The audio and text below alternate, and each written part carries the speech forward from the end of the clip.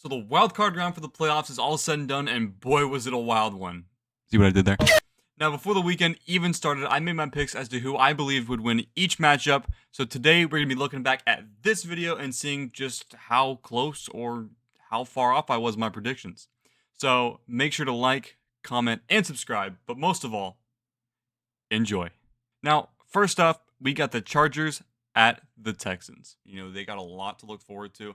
And honestly, I see the LA Chargers coming out with this game in a relatively close game, like a small 1-2 score game. So yeah, give me the Chargers. Honestly, throughout most of the first half, my prediction was holding up pretty handily. The Texans weren't looking too good on offense, with CJ Stroud throwing a couple of picks and not being able to drive down the field very effectively. And the Chargers, on the other hand, were looking great on defense, forcing a couple of turnovers. But on the offensive side of the ball, Justin Herbert and the Chargers offense were sputtering, only able to hold a 6-0 lead in the waning minutes of the first half.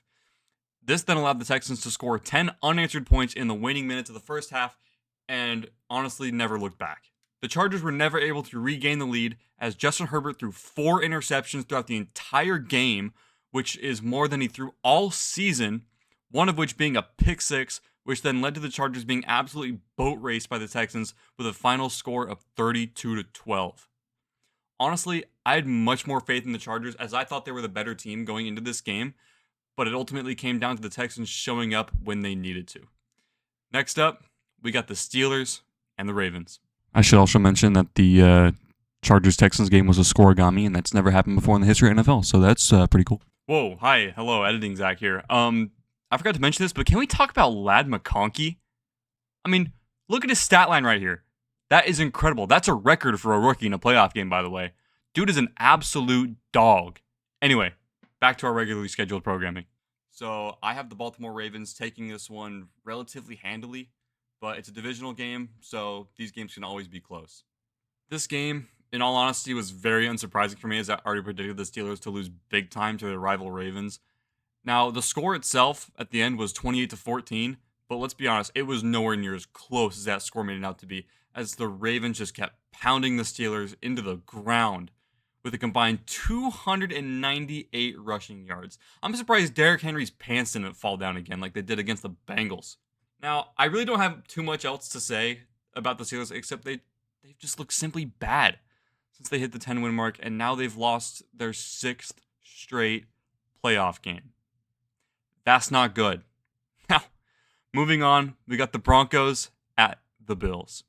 So, the defense, if they're giving up a lot of points during games, the offense has to keep the defense in it. Otherwise, the Buffalo Bills are going to have a tough time going against Bo Nix and the Broncos here.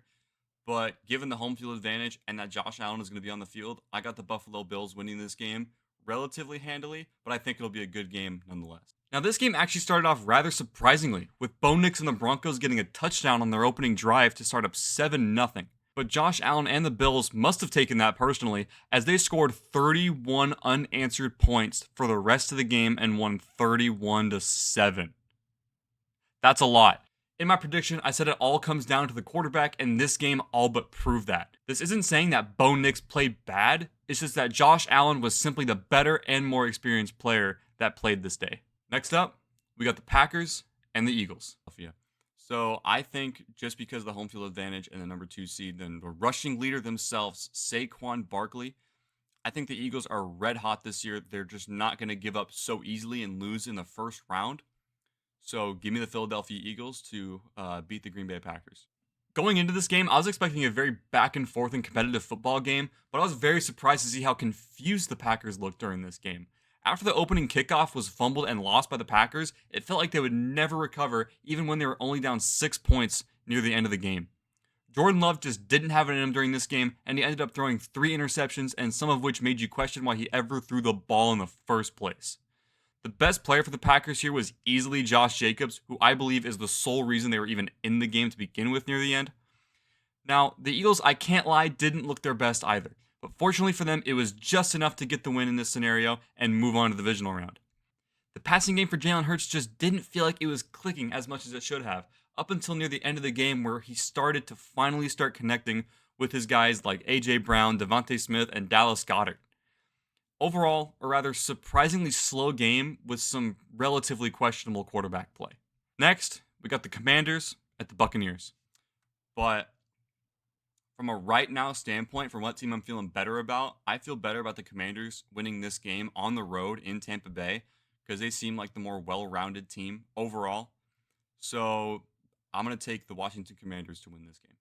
Now, I had said that going into this game, I was feeling much better about the Commanders winning this game, and that proved to be true in classic Commanders fashion this season, where the game is won on the final play from scrimmage from the Commanders offense. This was easily the best game of the weekend as it came down to the absolute wire, with the Commanders coming away with it off of a late turnover turned touchdown on 4th down and a last-second game-winning field goal drive to give the Commanders their first playoff victory since the year I was born in 2005. So overall, great game, and congratulations to the Commanders. Now, and finally, we got the most anticlimactic game of the whole weekend, the Vikings at the Rams. Now, for the playoffs, I think the Minnesota Vikings get their get back on the LA Rams as they did lose to the Rams earlier in the season. And I think that the Minnesota Vikings will surge back. They will come back to their identity and actually put up a fight in this game. And now, I do believe it is going to be a close game. The Rams are not a team to be trifled with. They look pretty sneaky, but they're actually really solid when you actually start to play them. But at the end of it, I take the road-running Minnesota Vikings to win this game. Now, I said at in quotations because the game was actually played in Arizona due to the Los Angeles wildfires going on. But if I'm being honest, the Rams fans sure showed up for this one. I was expecting this game to be mostly competitive, with the Vikings starting to break away near the end and eventually winning. This game was the exact opposite of that. The Rams absolutely embarrassed the Vikings on Monday, winning 27-9 in a game that was seemingly over before it even started. The Vikings' offensive line gave up 9 sacks. All right, and nobody's blocking. One of which was a fumble and return for a touchdown. Like, was I watching the Seahawks O-line? To me, as a Rams hater, I guess you could say, this game had me going, what the actual the entire time. Sometimes, though, it all comes down to who shows up to play that day come playoff time, and it was easily the Rams that showed up, and they proved that they are not messing around. And that's it. The divisional round is now set for Saturday and Sunday, and I will give y'all my predictions for those games later this week. If you enjoyed this video, it would be appreciated if you hit that like and subscribe button, as that would support me greatly. And with that, guys, I will see you all in the next one.